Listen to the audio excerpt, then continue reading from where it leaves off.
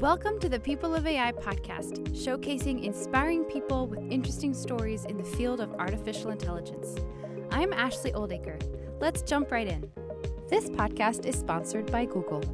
Any remarks made by the speakers are their own and are not endorsed by Google.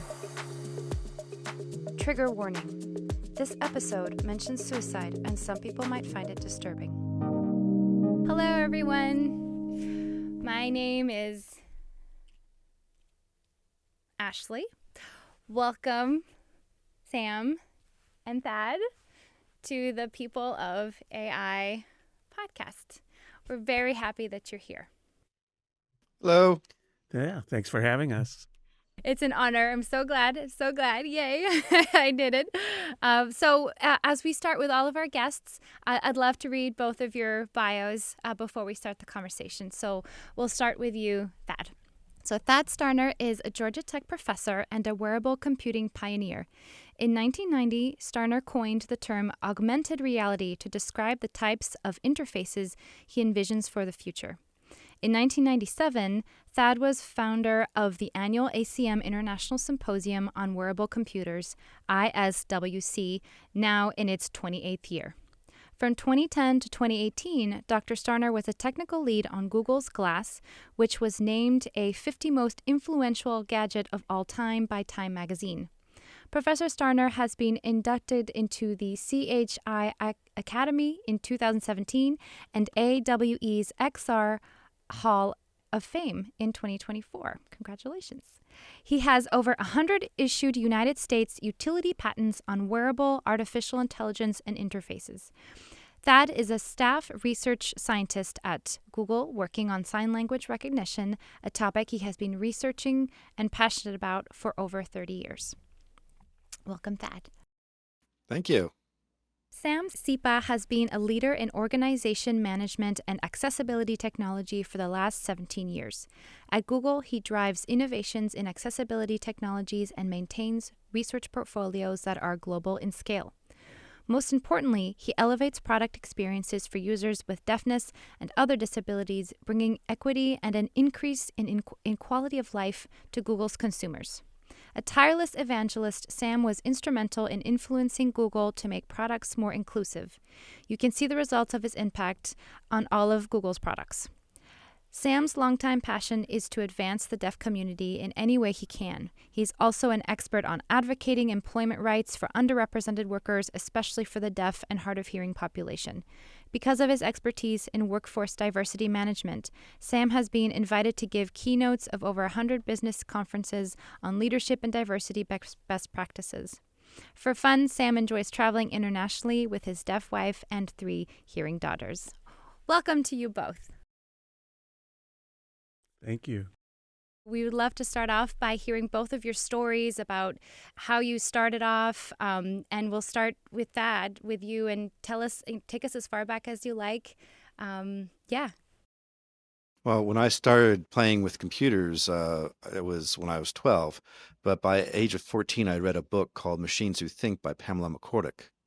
And that was all about how to create artificial intelligence. And I was hooked. I decided that what I wanted to do with my life is become a professor at a top-ranked university teaching artificial intelligence. And that's how I ended up at Georgia Tech. Wow, but so in the environment that you grow up in, because I remember hearing on, the podcast on Invisibilia that you grew up very far away from technology. Yes, I was in a little suburb of York, Pennsylvania called Dallastown. And, the fields and cows were pretty nearby. So I had to work pretty hard to find the resources I need to learn about AI and computing. So, was it complete happenstance that you came across this book, or was there already sort of this concept of machines or technology that you sort of gained from either television or hearing something, or how did that interest even, what was it that led you to even start to pick up that book? Well, first of all, I was very into computer video games, which were, it was Atari 2600 and ColecoVision and Pong back then. And so I really wanted to learn how to program them. But of course, I was also, in the library a lot and ran across this book at the Martin Memorial Library in York. and it changed my life. It was just a happenstance. I happened across it. So how did it change your life? Well, so I knew that I wanted to program, but then I had an idea of exactly what sort of thing I want to program. And so I started looking at making agents that can help you in your daily life. Um, Pretty soon, when I got into college, I started looking at making head-worn displays and wearable computers that could actually help you on a second-by-second basis. For example, I was making AI eyeglasses at the time, and this is about 1993, where the system would listen to what you were saying, like this conversation, and then in the display, pull up past emails or past conversations that might be relevant to what you're currently saying. And this idea of having an AI listen into your conversation and help support you as you're speaking, I thought was really powerful. And in fact, this is something that I showed to Larry and Sergey back in 1998. We all went to the same conference called New Paradigms in Computing. I think Terry Winograd brought them, and Marvin Minsky brought me. And these were people well known in the AI field. And when you have a big head-worn display on, my systems back then were, like this big and had a shoulder pack goes down to my waist with a analog cellular phone connection, and it was quite bulky. And I had a little one-handed keyboard called a twiddler I used for typing. When you look like that at a computer conference, people stop you and ask, what is that thing? Yeah. And indeed, Larry and Sergey did. And I was telling them about the Remembrance Agent, this idea of the system that helps prompt you with information from your past Wait, while you're in conversation. did you know them? Like No, they no, it was the approached first you? time we met. This is before Google, Okay. um, at the company. But they were grad students with Terry at the time, and we were exchanging information. I was giving them a demonstration of the system, and I think Sergey and both Sergey and Larry put it on. And they were talking about their research project from the National Science Foundation called Google, where they're trying to improve web search. Instead of having the right link show up in number 13 on the second page, they were trying to get the right link in the first four hits, magical four blue links. And I was talking to them about how useful that would be to have that on your eyeball. When you're talking to somebody and you try to look up information, uh, trying to multiplex your attention is very hard, and trying to do a web search um, causes these long pauses in conversation that are very awkward as you look things up. So making it more automatic, making it more on point was a huge win. And matter of fact, they offered me the Google Index at the time for my wearable computer. But that was 1998. They went on to found the company, and hiring some of my grad students over the years. And then when Android came out, I think I tried to call Larry, and I think I sent Sergey an email saying, now that you're doing these cell phones, why don't we look at doing wearable computers? And the next thing I knew, I was actually out at Google helping to make Google Glass. Um, and that's actually how I initially ran into Sam. Um, we had a lot of things we are doing with Google Glass, but one of the things we're looking at is captioning for people who are deaf and hard of hearing. And so Sam was one of our original uh, users to test this thing out with, and we soon discovered that we both have a passion for American Sign Language. My master's thesis was on recognizing American Sign Language, and I was working with the deaf community, trying to make a better sign language recognizer. And when I realized he was interested in this too, we kind of formed a bond, and have been doing more in the past 2 years to advance the field than the past 30 of my life. Wow. So much as information has been packed into into what you just shared, and I kind of want to unpack just a couple of things. So you read this book on machines, and that is kind of what sparked you to want to be able to program and sort of interact with machines, and then you took it a step further to basically be able to learn how to code and program machines to yourself, to basically enhance yourself. Well, Uh, the idea is to, there's this idea of a cyborg, which is right, a person riding a bicycle is a cyborg. It improves your speed. You don't think about it. It's just an extension of your body. When you need to stop, you just brake. You don't think about the complicated mechanism right. I that even heard like causes braking a shoes. bike. Shoes are Yeah. like an extension, for example. So what we really want to do is make this AI an extension of ourself, to make us more independent and smarter and more socially graceful. For example, I was visiting a friend in Japan recently, and it pulled up the conversation we last had so that I could say, "Hey, I remember that your daughter was going to college for the first time when I was last here 3 years ago. How'd that go? Is she still studying architecture?" And I would like to be socially graceful. But that's something my mind wouldn't have picked up by itself. The AI could actually sit there and say, "Okay, you're in this location with this person coming up. Here's the stuff you know about them." And I was like, "Yeah, yeah, I really do want to talk to him about his daughter." And so having an AI that can help you live your life and become more socially graceful, more independent, interact with you on a split second by split second basis, I think is a way to have a better life. Absolutely. I mean, well, we all live that way with our, our computers and our smartphones as well. So you're just taking it to a much more creative level. And Well, yeah, once you have something like these, these glasses, these are glasses I'm working with at Georgia Tech. They're called the Vuzix Z100, and so we're now putting all our AI work at Georgia Tech onto these glasses. And when you have it, always there, always able to get your attention, it's a whole lot faster than having it on a smartphone or having it on a laptop. And so we think that the interface, the human-computer interaction, is the missing part in order to really unleash the potential of artificial intelligence. and are you using these glasses now? Yes, actually, there's nothing interesting on them. We're currently trying to improve the interface.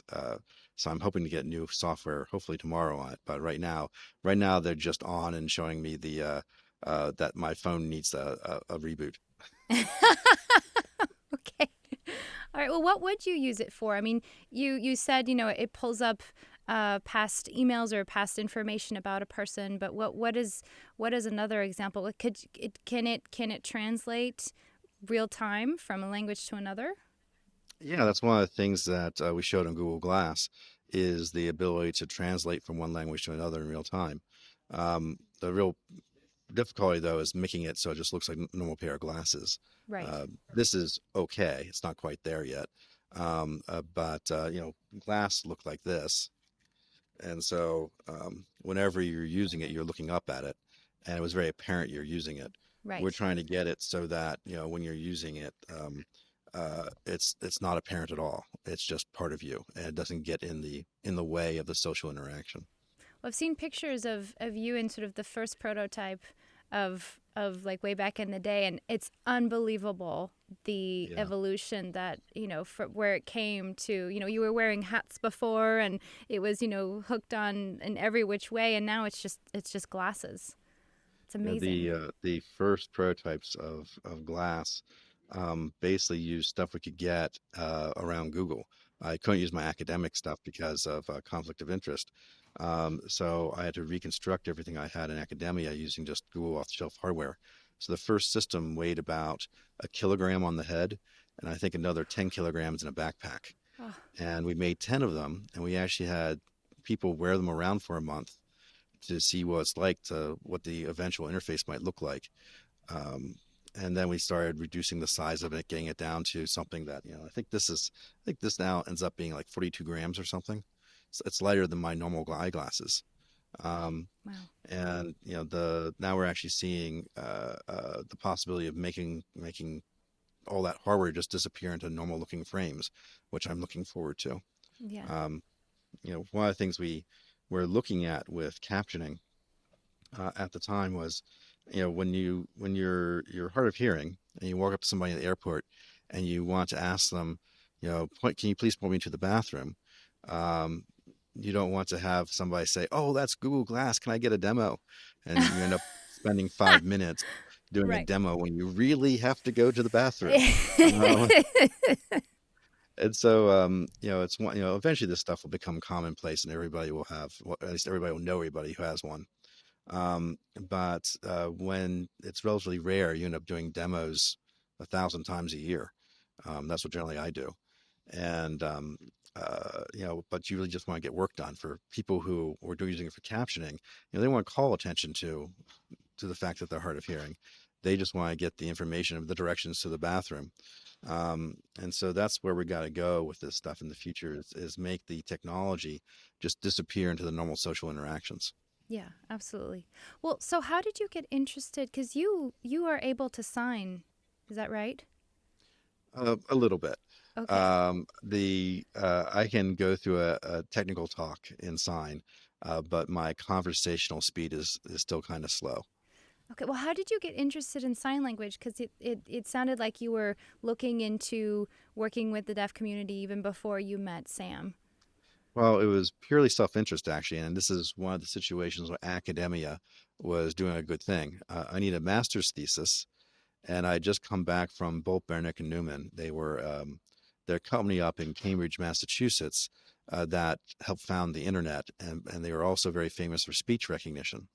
And so I was working with John McCool up there, who was the principal scientist, on cursive handwriting recognition. I learned a technique called hidden Markov models. When I came back to MIT, my advisor, Alex Pentland, who is a big computer vision guy, said, why don't you try use what you learned on handwriting and apply it to sign language? And I said, oh, that's really hard. I mean, we barely have color cameras. We can barely track hands in the most crude sense. How am I even going to store the data? And he said, well, try it real time. And so I did. And fortunately, it paid off. And we were the first team to show that you could actually do sign language recognition at a phrase level with normal cameras. And that was a big deal in the computer vision community back then because almost everybody else was looking at a single frame for face recognition or object detection. Here we're actually recognizing language with computer vision, and I got moderately famous in the computer vision community for that, and then continued on with it and said, okay, now we do this. It was very, very simple, very crude stuff. It only worked for me. It only worked on 40 signs and about 50 phrases. But and now that we have this, why does it matter? And it turned out it's very hard to say why it matters. We started doing crazy hats and crazy things to the camera perspective, right? So we could see the Right. hands. Right. You're going Um, down at the hands while the hands would sign, and that's what the exactly. camera would capture. And using that to allow somebody who's signing to speak to somebody who's hearing. But at that time, smartphones were starting to come out. And the networks were starting to come out. And so this is about 2007 or so. And so we realized that pretty soon you'll just be able to call up an interpreter and have your camera phone do the interpretation for you. And so we're looking for a better use case. And the sign linguist Harley Hamilton, who was working with me, suggested actually using sign language recognition for helping hearing parents of deaf infants learn how to sign, because that's a big deal. About 95% of hearing parents, um, sorry, let me try that again. About 95% of deaf infants are born to hearing parents. And most of those hearing parents will never learn enough sign language to teach it to their children. And it's very important for these children to grow up in sign, to grow up with a language, because if you don't, you tend to have short term memory issues. And it gets in the way of learning history or math or anything else.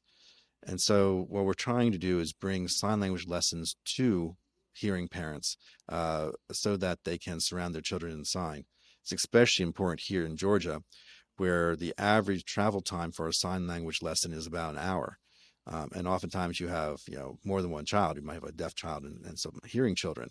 So you got to find babysitters and make time for this. And while hearing parents want to learn sign, they soon give up just because there's too much of a financial and time burden on them. And so what we're doing with these sign language games on a smartphone is bringing the games to parents so they can learn at their own pace in their own homes and learn the vocabulary that you need to communicate with your Yeah. child as they grow up. And we'll get to that because I know you and Sam are working on some very exciting things related to that. But I'd like to turn so this is a fascinating journey of working on wearable devices and then essentially getting into the research of being able to make of using sort of computer vision to help with translation, specifically with sign language. And so that's how you and Sam met. So I'd actually love to turn to Sam, and I'd like to ask you about your story and where it all started for you. And so were you born, Dad was just giving us a statistic about children being born, deaf children being born to hearing parents. Is that what happened for you? Yes. I'm one of that majority population, a deaf child born to hearing parents. Uh, and I was actually born hearing. My hearing was normal. I was born with 10 fingers, 10 toes, normal hearing, nothing at all wrong. And my parents thought I was just a healthy baby. This was back in Iran. I was born in Iran. And my parents were going along with their lives just fine. And then maybe about 14 months later, at the age of 14 months, I started having headaches and aches in my spine. And my parents noticed that. And I was diagnosed with spinal meningitis, which caused my deafness. And of course, life completely changed for my parents at that point. Thad was talking about parents who have deaf children. He's right. My parents were never expecting to have a deaf baby like me. So suddenly there's a deaf infant in their life, and they said to each other, this wasn't much longer after I was born. It's like, well, we're going to have to do something about our environment. There's a lot more medical advancements now. There's a lot more interventions to diagnose a baby at birth, but that wasn't around at the time. So at any rate, my parents were highly educated people. They have college degrees. And so they said, we have to learn sign language. They figured this out on their own at the time. 90, like you say, 95% of these parents don't know sign language, but my parents were one of the few people, you could consider them the oddballs at the time, that wanted to learn sign language and wanted to kind of change their lives for me. So they moved from Iran to Germany, realizing that the deaf education was not good enough for us in Iran. Uh, they only had education up to the high school level, and my parents were saying, I want my son to be able to go to college. That's the kind of mindset they had at the time. Um, so they were searching for a place. It was when I was 6 years old. They pushed me into public school, into a special school for the deaf that use sign language. They had mentors for me. Uh, when Thad talks about parents uh, learning sign language as a value.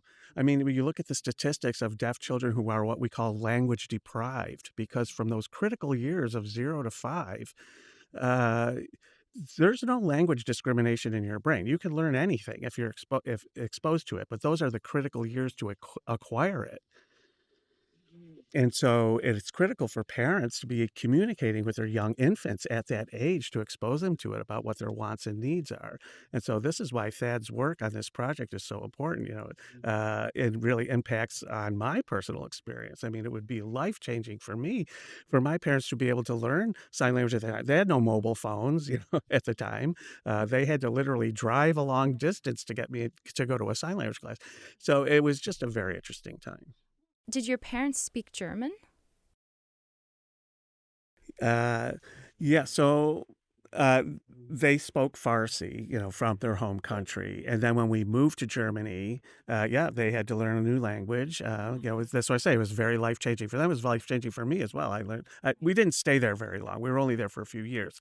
Now, from a historical perspective, I lived in West Germany at the time, and it was still separated from East Germany. So there was another sort of cultural conflict there. But anyway, we arrived in Germany, and my parents knew some English by the time we arrived in America. My mom had done her master's in English in England, so she had some foundation in spoken English. Okay. So she knew English when she moved to Germany.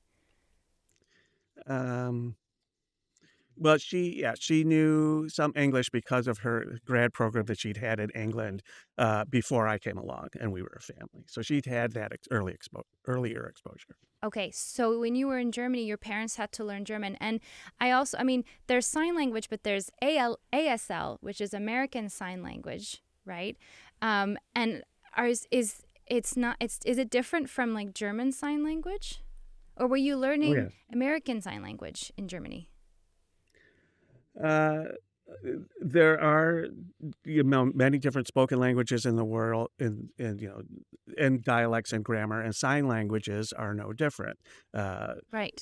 each country usually has its own. Ironically, spoken English is common in America and Britain, but the sign languages in the two countries are completely different. And it's so German, Iranian, French is all different sign languages. Yeah. Oh my goodness. Wow. Okay, so you were in Germany for a couple of years with your parents, and so they were learning sign language with you at the same time. And that just like I have a 4-year-old son, and the dedication that it would require to do that is just very heartwarming to hear that they did this for you. And then so you were in Germany for 5 years, and then how did you end up? It's just 2 years in Okay. Germany. Just 2 years. Yeah, when they were learning two languages at the same time, and it was kind of overwhelming for them because they were learning a new spoken language, German, because they had to find employment. They had to blend into society there in order to get ahead. But at the same time, they're wanting to communicate with me, and so they're learning German Sign Language at the time to communicate with me, because I'm the oldest son. I have a younger brother who's hearing. So anyway, they're trying to figure out how to communicate with me, and so there's kind of like two sets of baggage they have to deal with. So going from spoken English to German at the same time, dealing with sign language, it was a lot of work for them. Yeah. Do you have any memories at the time of what was working really well or what was really challenging? Hmm. Well, for me, looking back, I think I understood my parents so well. Even in my very earliest memories, I can remember being very young because we had a connection. They were communicating with me. They could say frustrated, happy, sad. You know, Immigrant life has its ups and downs. There's good days and bad days, right? But um, but at least I had a language with them that I could communicate with them emotionally. And when I'm with my wife and other people in the deaf community, they tell me they didn't have that with their families growing up. Their parents were very distant to them. They didn't know them very well. And I realized how lucky I am that I had that. And that's why Thad's work is so super critical to help these children make connections with their parents and their families. My first reaction when I heard the statistic was like, how is it possible that you would not want to connect with your child? I mean, like I said, I have a 4-year-old and I would like do everything I can. And it might have been even a bit of a privileged thought because I don't think I understood how challenging it actually is for parents to have access to resources. So yeah, I mean, that have you seen that as well? Well, yeah, I mean, we see this all the time. I was up at the National Technical Institute for the Deaf, which is one of our partners on some of the research we're doing. And we were showing the games we're making for helping people learn sign. And I had all these grown children saying, I wish my parents had this when I was growing up so they could talk with me. And, that's kind of heartbreaking. I have folks who, realize that they got in the way of their child's education um, when they didn't teach them sign right away. And, even speech pathologists um, have had uh, problems in the past where they thought that trying to teach their child English first was a better idea, but indeed they found out that sign was the right thing to do, and so their child had language delays, and sometimes you see mental health issues come up from this, just because the kids are isolated. So one of the things we see is for there's something called language deprivation, which can happen when people are not exposed to language, and that can lead to 50% unemployment rates and lifelong troubles. So trying to get these children uh, signing quickly is an important thing. Yeah. So, uh, yeah, I just wanted to add to what Thad was talking about in terms of the statistics around language deprivation. Um, this is not a strange thing to the deaf and hard of hearing community because it's something we commonly have gone through. this language deprivation syndrome. And not all of us have lived through it successfully. Some have been fortunate to have parents who were exposed to the right resources, but then some not. So there's a variety of experiences we've had with it. Just this past weekend, in the deaf person who lives in the deaf community here in the Bay Area committed suicide, sadly. And it's because his parents had refused to sign his whole life. He struggled with mental health issues for years. He struggled to communicate with his family. The problem his family was saying was, you need to learn to speak, not sign. And they were pushing constantly on him to try and fit into the what they call the hearing standard, parents' expectations, their preferred method of communicating. Total opposite of what my parents did with me. They said, we're going to adapt ourselves to fit you and your needs. We're going to communicate with you, our son. So the total opposite of what this set of parents did. And he ended up just reaching his limit. He wrote a kind of a note, if you will, a suicide note saying, I really wish my parents would have signed with me. So, this is why we're working on this project to spread the news to these parents. You need to learn how to communicate with your children in the way that they need, not to satisfy your needs. And here, just this past weekend, we've had more validation of this fact that this is needed now more than ever. Well, and there's so many resources out there for hearing parents of hearing children about how you communicate with your child, and even when you speak the same language. And so this makes a lot of sense to be able to emphasize, the language component as well. And like I'm trying to teach my son French because I speak French, and the it's challenging, but the value in connecting and opening up the skills to be able to express himself in whichever language it is, but to be able to express himself, period, is so important. So whatever language it is, Right. whether it's sign language or another spoken language, it's really important. Right. Yeah. Yeah, the parents sometimes feel it's a burden. They're exhausted. They don't have time to learn a new language. They're dealing with working and supporting other children in the family. I understand that it's a burden, but like you're saying, look at the benefits. You're opening up this way of communicating, this connection with your child, and some parents just don't see that, and you see what happens as a result. One of the things we're seeing that's really a positive trend is hearing parents are teaching hearing babies sign language. It turns out that as an infant, you can sign before you can speak by about 6 months. And by learning how to sign, these babies are actually acquiring the short-term memory tools to construct speech faster than if they were doing spoken language. And so when you teach your child sign language, whether or not they're hearing or deaf, they actually acquire language skills much faster than children who are only taught spoken language. And so we're seeing lots of parents now doing this trend called baby sign, where they try to give their kids a jump start on life by teaching them sign. Yeah, and if I could add something to that, that's true because in the deaf community, this is not a strange story for us. We know this is true. Um, because deaf parents like myself who have hearing children, we sign with our deaf children before they can speak, and they sign with us. And if they'll be on the playground, for example, I take my daughter to the playground. We were in Paris, actually. We were at the playground in Paris, and there were she was 2 years old at the time. These 2-year-olds weren't able to communicate with their parents. They're just screaming or yelling out something. But my wife is able to sign to my daughter about this or that. My daughter's signing back with her. These other parents are looking at us like, huh, your kid's the same age as ours, and we can't talk to them like you could talk to your kids. So sign language at that very young age is a very advanced skill. Yeah, and it comes back to really just the communication and the visual aspect of really connecting with your children, which is what sign language does at such, as you were saying, that's sort of such an early age. So this is And the thing is that and people don't realize it's physiological. When you're born, your larynx is actually in your chest, and this is why babies can both suckle and breathe at the same time, is that both tubes are working.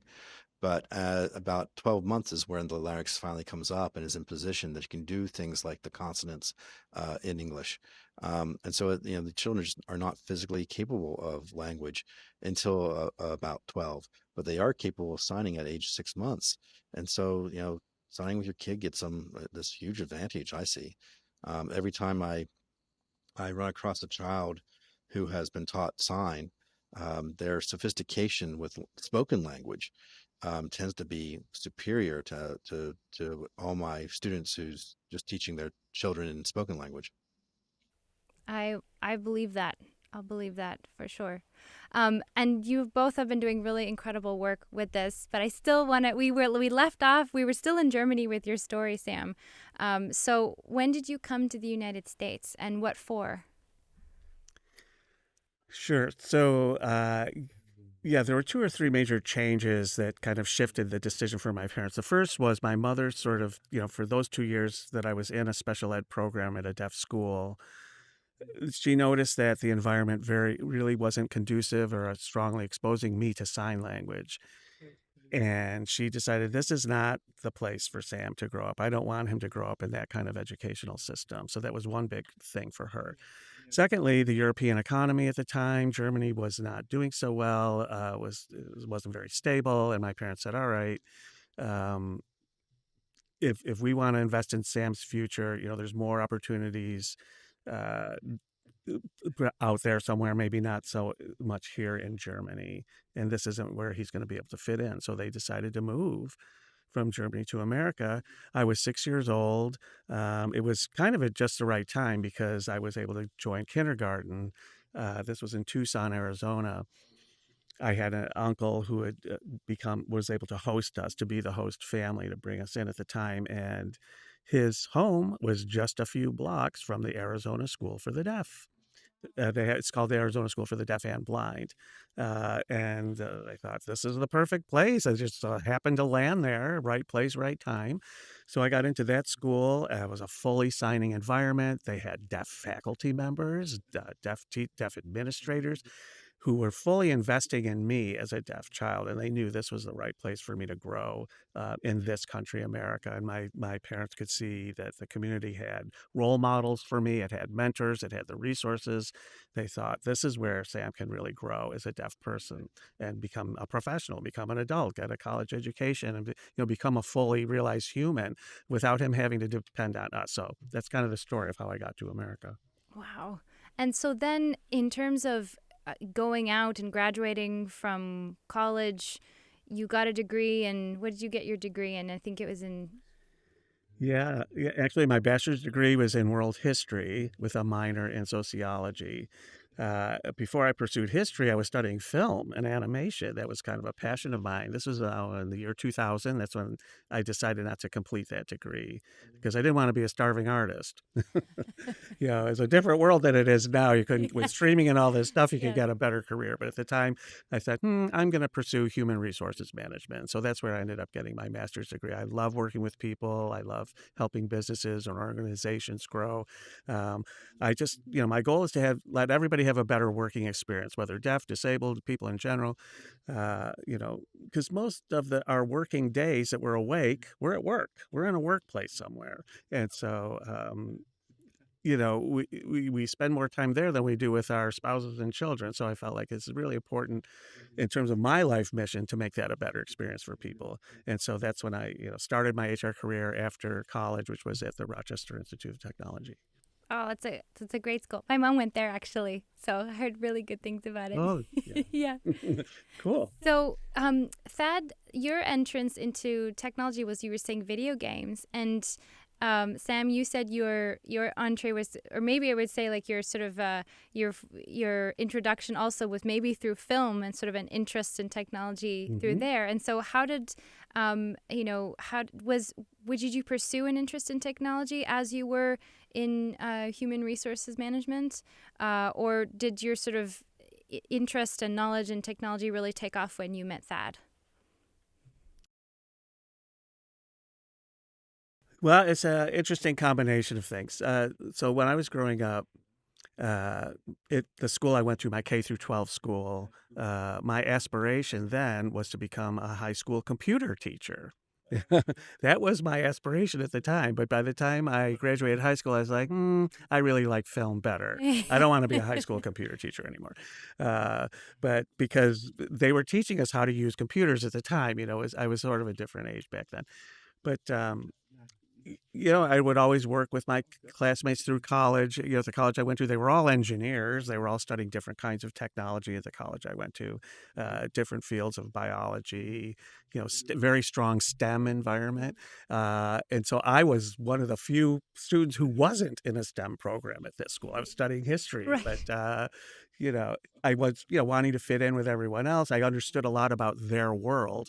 So at least these concepts weren't strange to me, but I wasn't in it as a student. But anyway, by the time I graduated and had my interviews, that I was offered my first job at IBM, and in HR there, because I understood those people. I didn't know how to code or anything, but I knew what they were doing with their job. So my career was say, okay, oh, you know, um, they said, oh, you're going to be an HR guy and you understand STEM. These tech companies are going to hire you. So I worked with GE. I worked at the National Institutes of Health, different research sciences, managing millions of dollars in grants and things, and so working with people who are really influencing society, all through the different HR roles that I've had over there, because I understood them. I understand, so working with that, it's like I get them just by nature. I get them because I've been living with these guys a long time. What's the story of how both of you met? So Uh, share that and the sort of and what happened afterwards.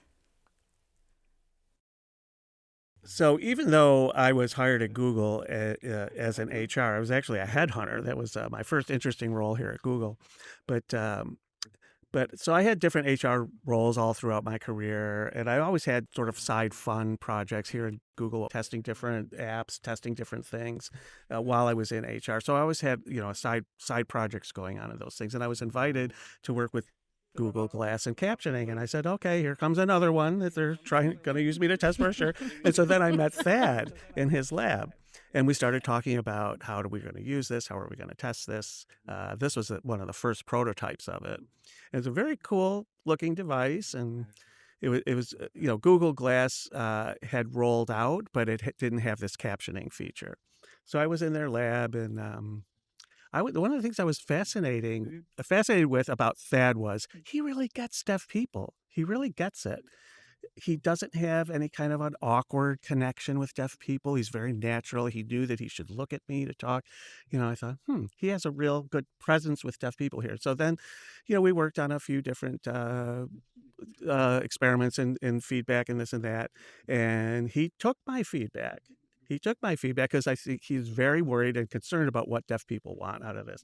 And so, yeah, this is before the sign language projects we're working on now got off. Well, then the pandemic hits, and they asked me to do another final testing with the glasses, and it was kind of a weird instructions. It said, drive your car to the specific parking lot in the back of Google, this one Google building, and Thad is going to walk out of his car and drop the device in a box. Now, this is instructions on how to do this in the pandemic.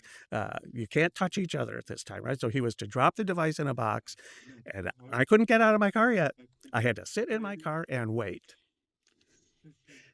Then I have to wait till he gets in his car and shuts the door. Uh, in this parking lot. And I was like, all right. So I was like, okay, can I go get the thing now? Yes. So then I walk out, I pick it up out of the box, read the instructions step by step on how to do it. I felt like we were in a spy movie or something. Like here I'm picking up this dangerous thing. Like, is somebody watching us? Somebody's watching, there's Vance in his car watching out the window. I was like, wow, there's that. It seems like he really, I didn't know that he was involved in this project. It's like, oh, it's Thad who's involved in this project, and he's could sign through his car window and everything. So I thought, this is a guy I have to work with. So when I transferred over to the sign language team that was working on coding sign language, I definitely wanted to reach out to him and talk to him, and he's saying, "Oh yeah, I know deaf history. I've read books about deaf culture." And so we just started a conversation, and it just kind of moved on from there to get into different projects. So from me being a volunteer participant in these experiments he was doing, to becoming partners. And what was kind of fun is you was saying about being able to sign during the pandemic. We were one of the few teams that could actually continue doing experimentation, continue doing user studies during the pandemic. Because when we started doing our sign language work, I could bring people to the Google Atlanta office.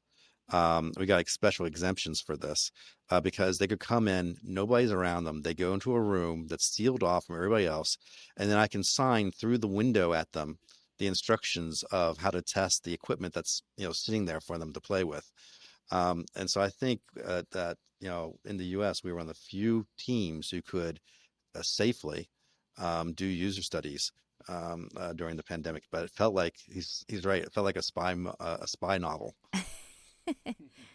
How long did it take you to learn how to sign, Thad? I'm still learning how to sign. Oh my word! There's so many nuances and regional variations and things. The standard thing is like this is what's up.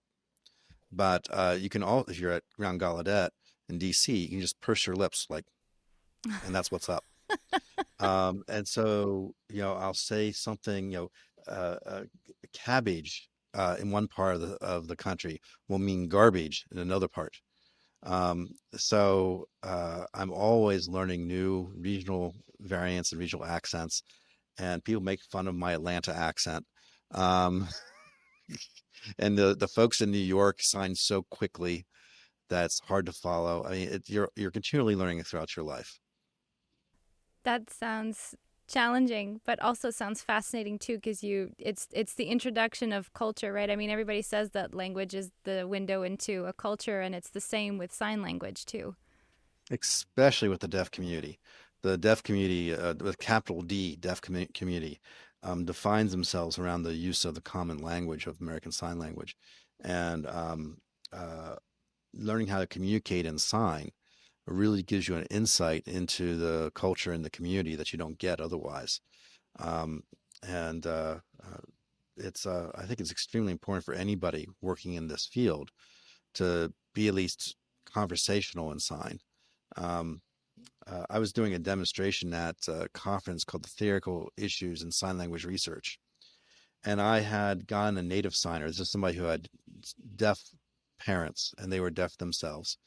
I had a native signer teach me the best sign I could. So I got all the head mannerisms right when I was doing subjects versus direct objects. I was doing all my body motion correct. And I had a little 10-minute demo I could do on a little sign language translation system. It was very, very crude system at that time.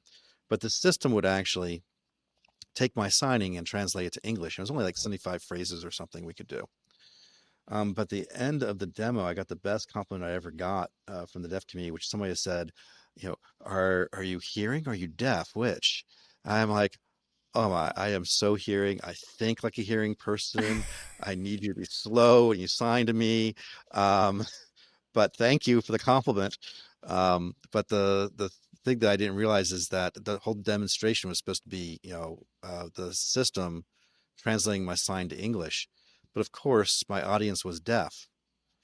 And so they said, now, what is it you're showing? I don't Oh no! understand.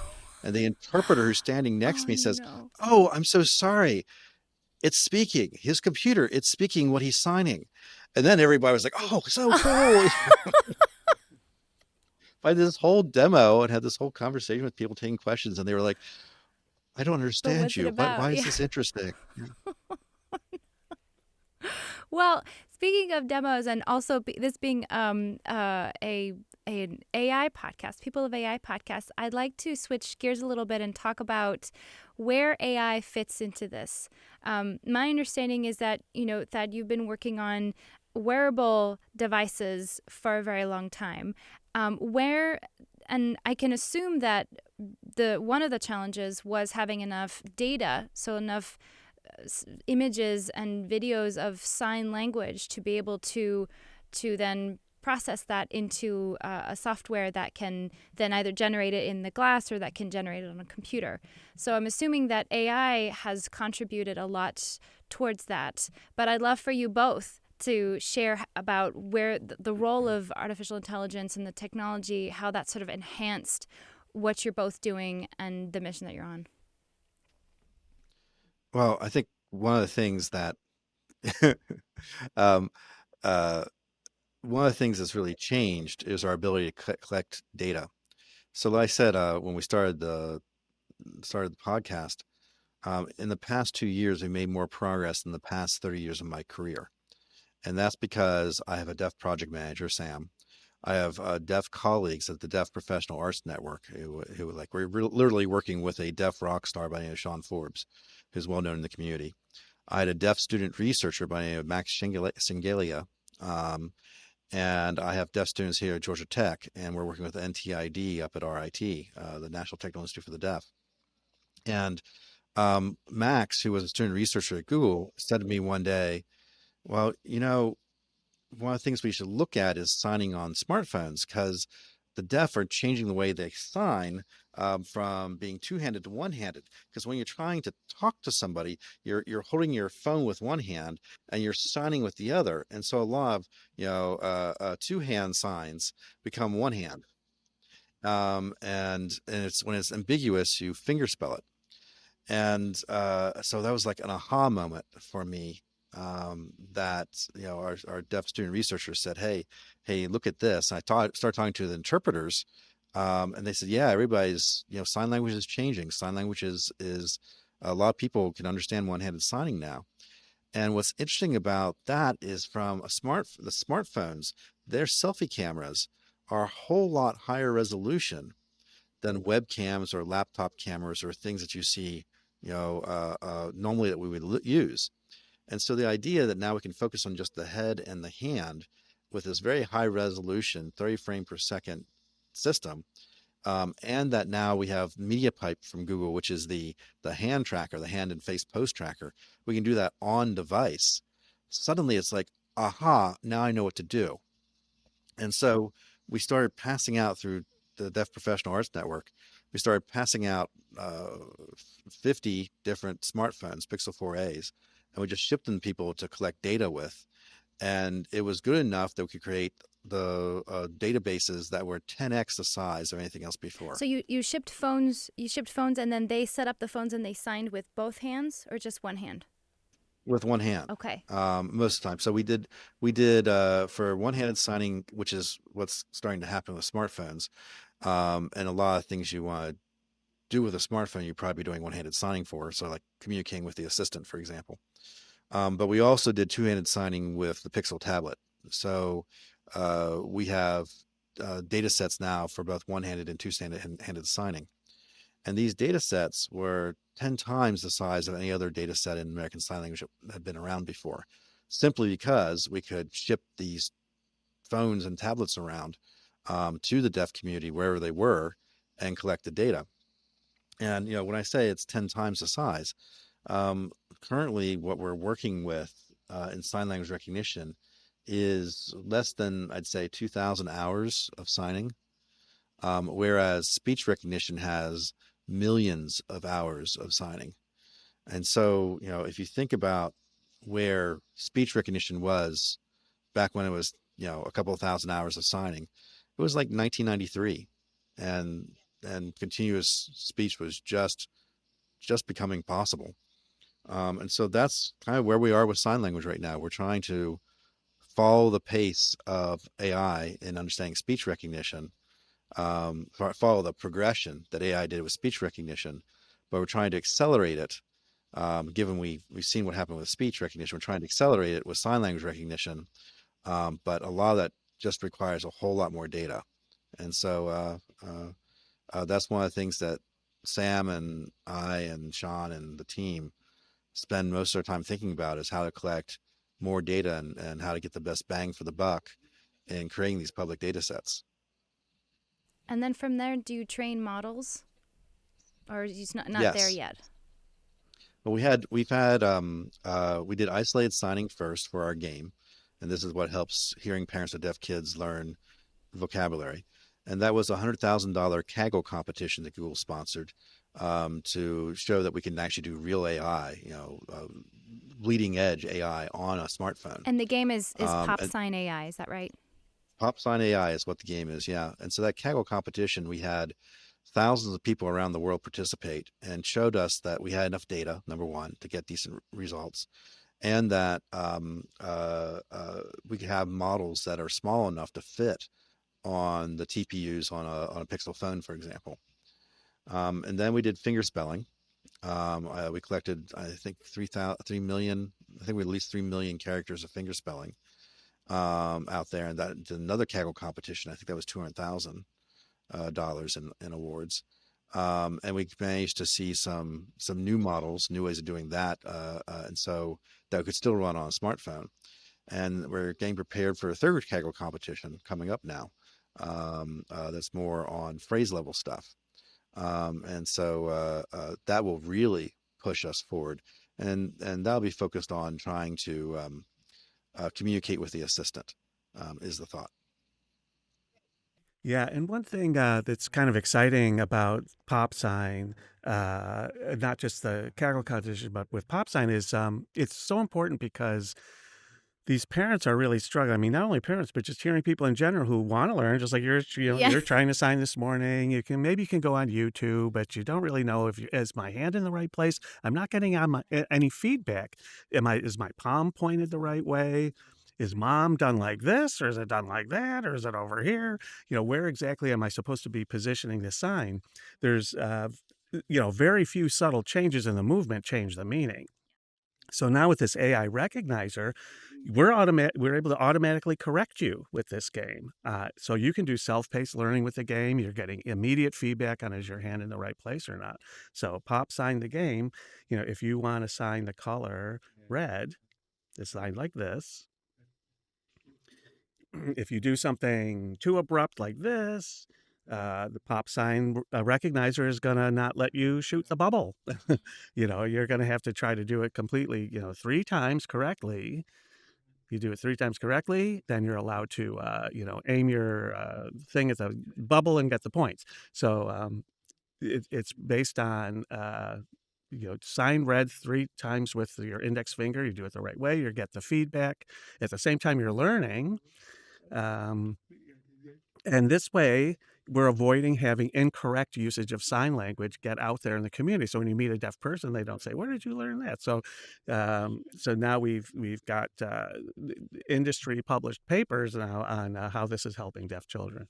And what's great now is that we have collaborators on the academic side in India and in Japan, and hopefully in Australia coming up, who are looking at taking the game and adapting it to Japanese Sign Language and Indian Sign Language and Australian Sign Language. And so the same game can be used, um, just replacing the recognition engine to recognize these different sign languages.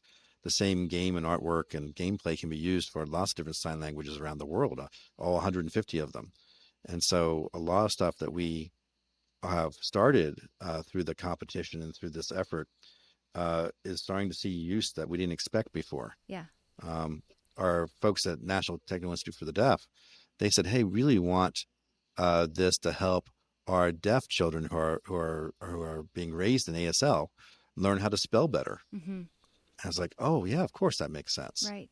Um, and so the game stuff is really taken off, and we're making toolkits for it, so that people can make their own games. We have a Boggle game that's going to come out using sign language recognition, um, but we're trying to make a platform so that a game making platform that involves sign language recognition, both the isolated signs and the finger spelling to start with, that people around the world can take and make their own games, and really, make it a whole lot easier for these hearing parents to learn sign in whatever country they're in.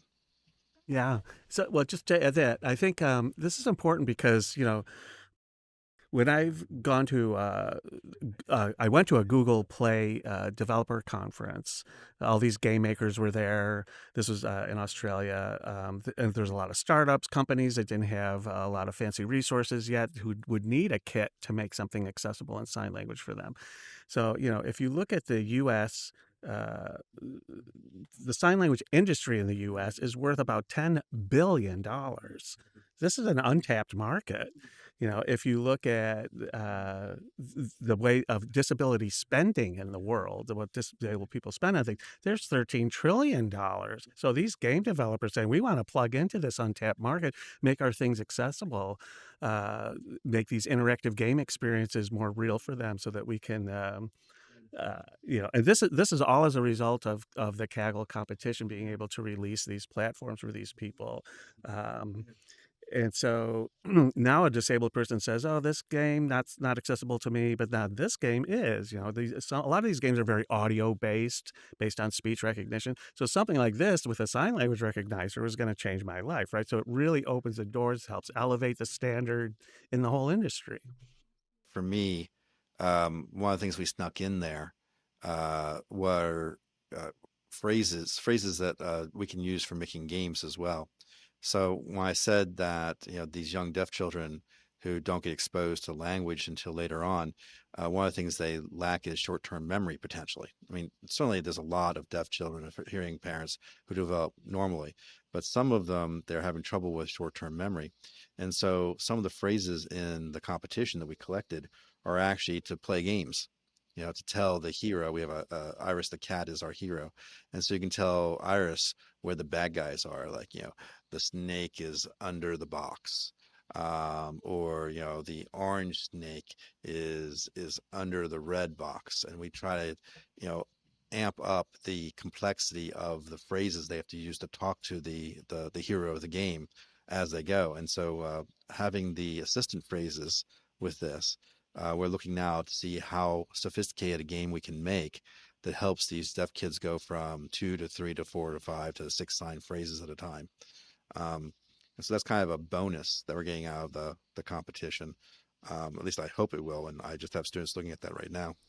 So you have a lot of what I'm hearing is making technology accessible to the deaf community.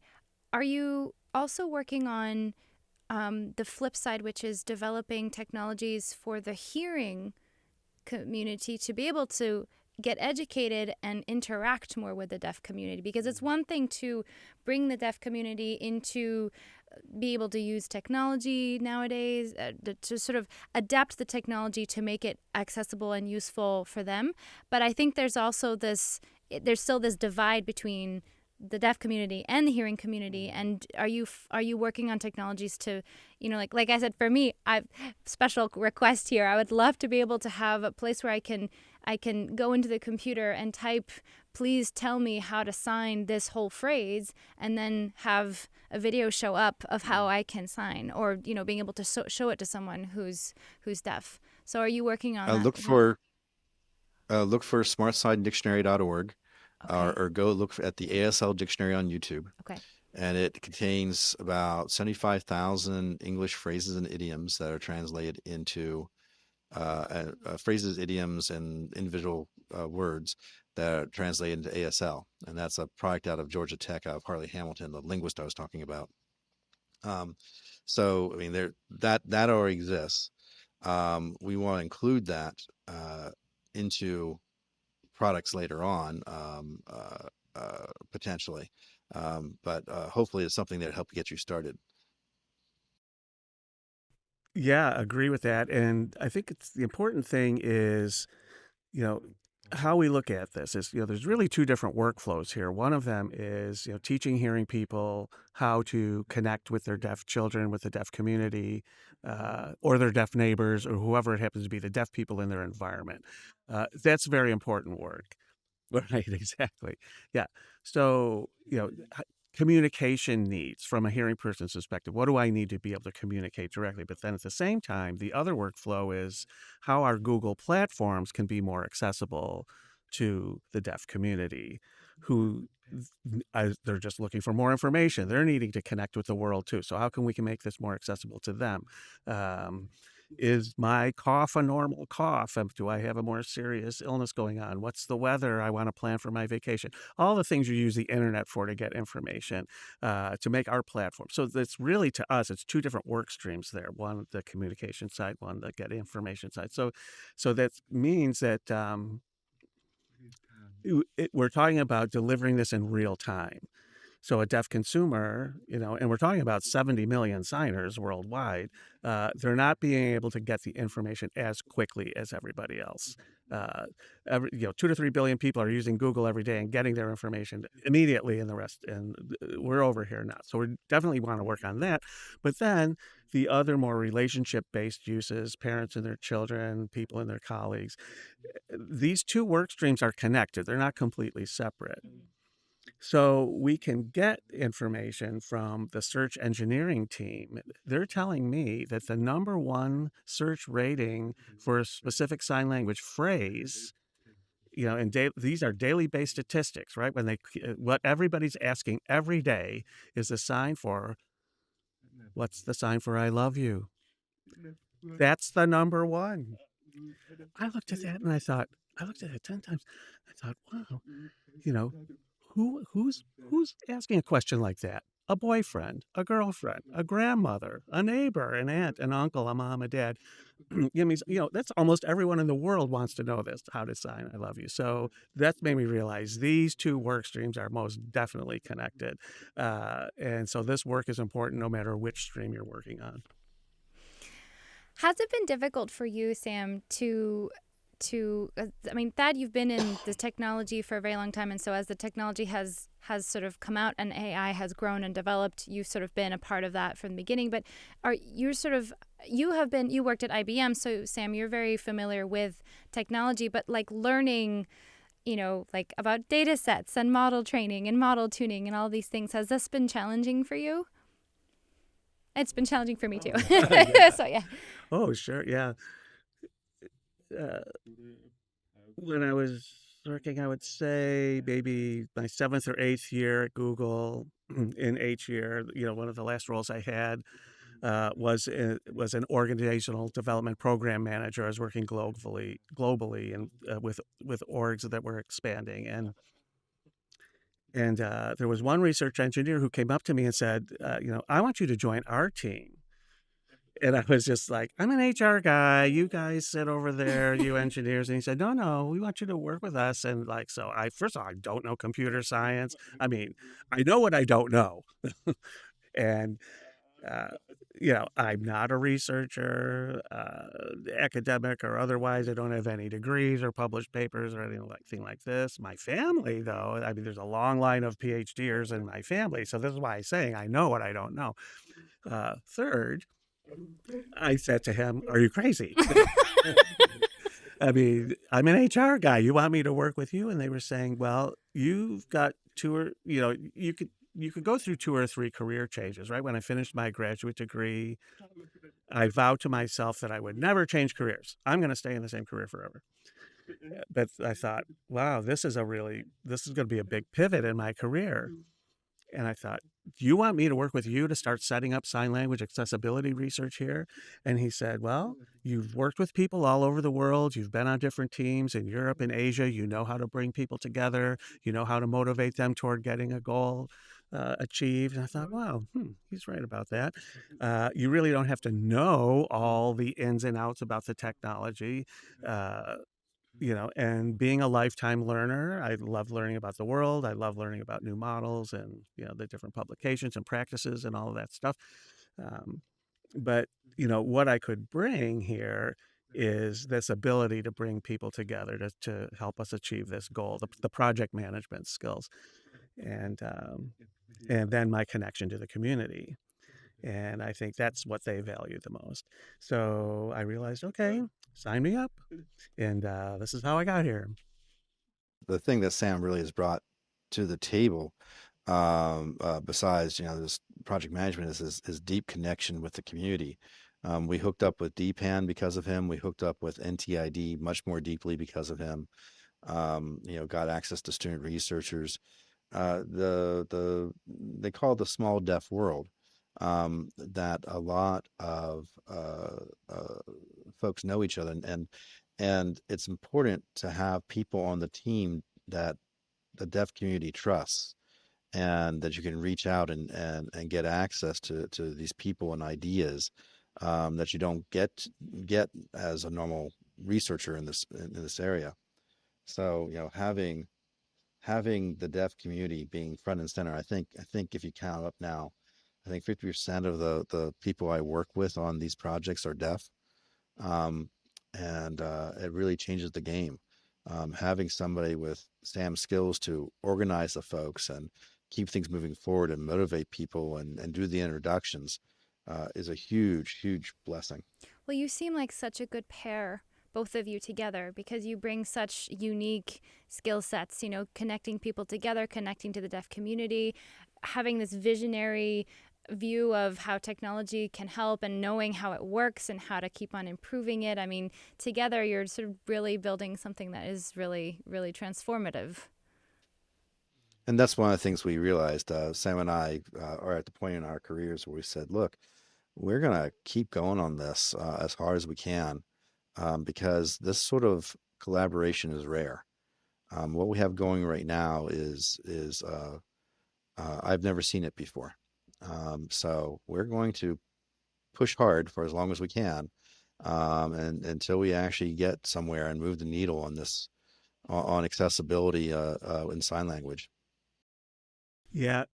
One thing that's really important, it's not just me as a role model, but I also feel like Thad is uh, an academic and industry role model because he's showing that he's not just standing up on the stage. I'm doing an experiment with this group. It's over. I'm moving on to the next thing. He's committing.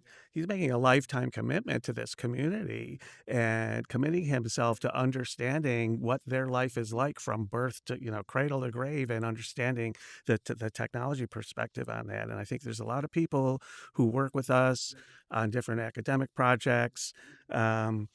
And a lot of disabled people in those communities that trust us. Um, because a lot of other Fortune 500 companies don't have these kinds of collaborations. Research scientists and engineers who take the time to really deeply familiarize themselves with the deaf community like that has done. It sometimes astonishes people from our community to say, wow, you've taken the time to sign, you've taken the time to learn about us. It's sort of, we're setting the gold standard on this pretty high. So basically, I think a lot of people come up to us and say we want to work on this, and we say, well, if you want to get started without having us involved, you have a long way to go. I love this. And I must say that when I started this in 1994, I certainly didn't expect it to be a 30-year journey. But one of the things I must say is that working with Googlers like Manfred and Garrett in our group, they're folks who came in, saw the importance of it, and have dedicated themselves to understanding sign, understanding the problems. And so getting this team together at Google has been just amazing. We have a lot of very dedicated people to trying to get this technology out the door. So you both have this incredible collaboration, and AI has really also been a collaborator in a sense to help push this technology forward. Um, One of the things we've talked about in this season is really what it means to be a person of AI, because the technology used to be reserved to researchers, and then it's moved very much to developers who are building on it, and now consumers are using it as well. And it is being implemented and used more and more into being able to create tools for people to. It's being included in being able to develop tools, but also for those who can the tool. It's being developed into tools that are actually being used by consumers as well. So we want to sort of we're curious to ask both of you, what do you think it means to be a person of AI today? Well, Thad, you want to go first? Sure. So for me, being an AI person means not just optimizing some metric like accuracy. Instead, it means finding problems that are meaningful to improving the human condition, and then making interfaces to that AI that are both useful and usable on a day-to-day basis.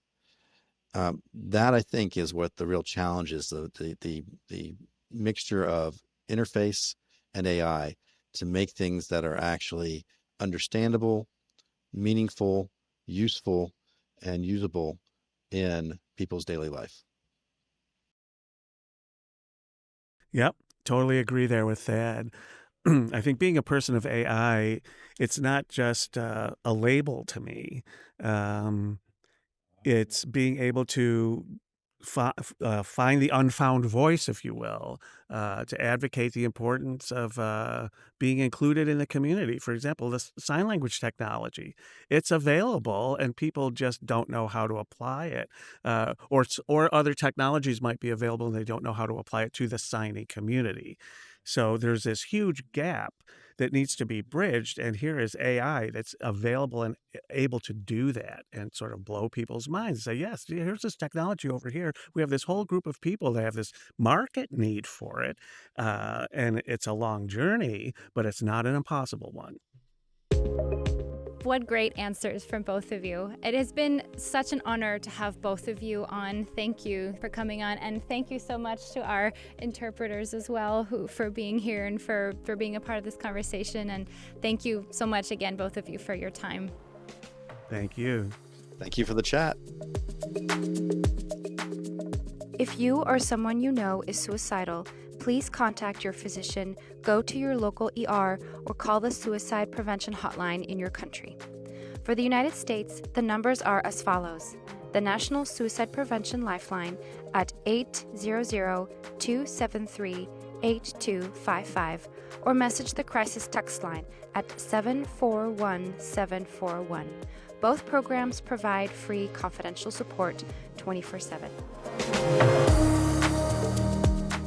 If you would like to learn more about our conversation or our guests, check out the links below.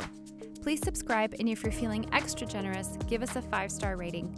We would love to hear from you, so leave us a comment. We'll read every one. Until next time, thank you for listening.